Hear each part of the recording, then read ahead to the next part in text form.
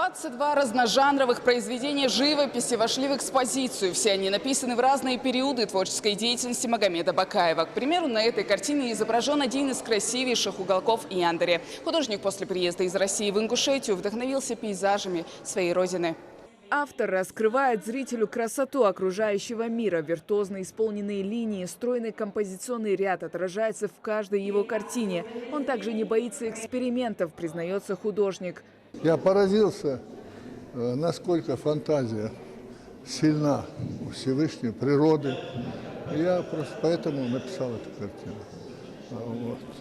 Я ее писал недолго, наверное, неделю. Ну, увлеченно. Я ее закончил просто. Она мне просто, само это место меня поразило. До этого художник принимал участие в выставке музея Новосибирска, а также в совместной выставке российских художников в Москве. А вот персональная проходит впервые, поэтому автор немного волнуется. Красоту, которую я поймал своего края, я постарался его передать на полотно.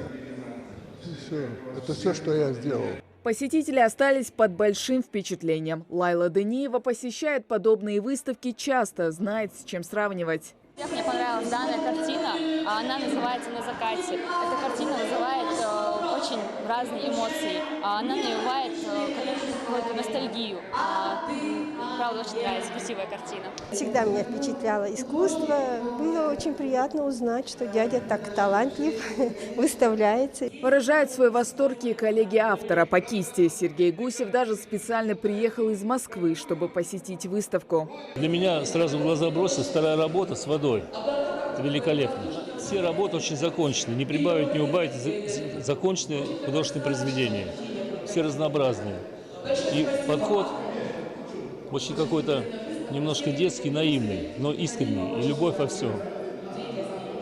Причем они разнообразны по цвету. Здесь теплое, холодное, зеленое. Оценить творчество Магомеда Бакаева все желающие смогут до 15 октября. Хава Газикова, Магомед Белакиев. Новости 24.